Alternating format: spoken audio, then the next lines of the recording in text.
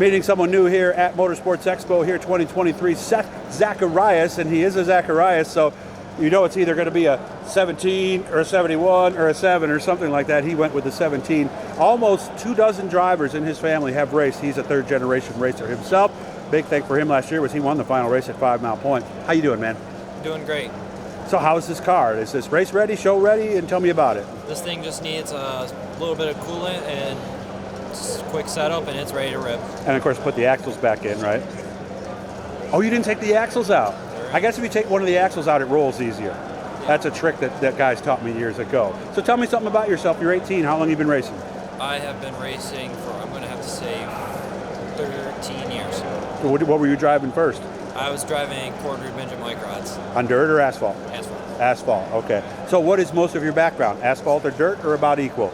I have more asphalt. I really didn't dabble or touch any of the dirt stuff till about 3-4 years ago. Okay. I got a crate car after we were looking to do something. We went from the microds to the bandoleros, and we were looking for something bigger, full size. We were looking at the crate motor small block supers at Oswego, but decided those aren't really a perfectly safe option for someone jumping into their first full-sized car, so figured keep the crate motor and let's go dabble in dirt. We've just been dirt ever since. I've seen those bandoleros. At one point I was looking for one of my daughter. What are those like?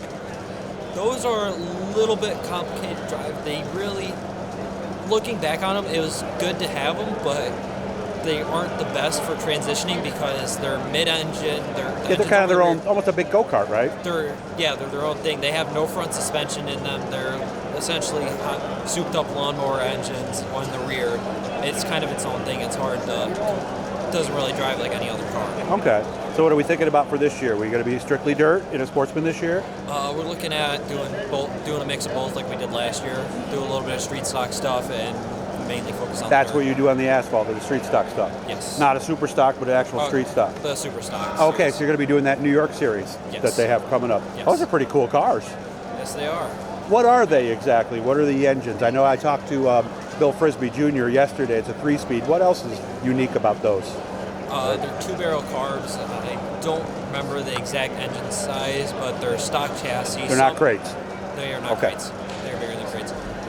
They're stock chassis. Some have Johnson aftermarket front clips, but it's stock sagging off trannies, stock rear ends, the whole 9 yards. A lot of fun to drive? They are fun. Couldn't be more different than this, the Sportsman, though, could it? It couldn't, no. Yeah. Big differences there. I would think it would be. So, goal for this year? You got something you want to make sure you do? Main goal, at least a top 3 in the modified after being first year at the mod series. If the ultimate goal is to get a win or something along those lines with the modified. Okay. Appreciate you taking time with me. And after I get off him here, I'm just going to show you the car. So, Seth, keep in touch, man. We're Facebook friends or no? If not, send me one. All right, we'll fix that up after this. So, all right, Seth, let's let everybody see your car. And you can see he's doing the old black and white that came out a few years ago. And the cool thing about this was when guys would take color pictures, you'd think for a second you were looking at a black and white shot. So I've always been a fan of this. Seth, good luck this year. Please keep in touch. Thank you.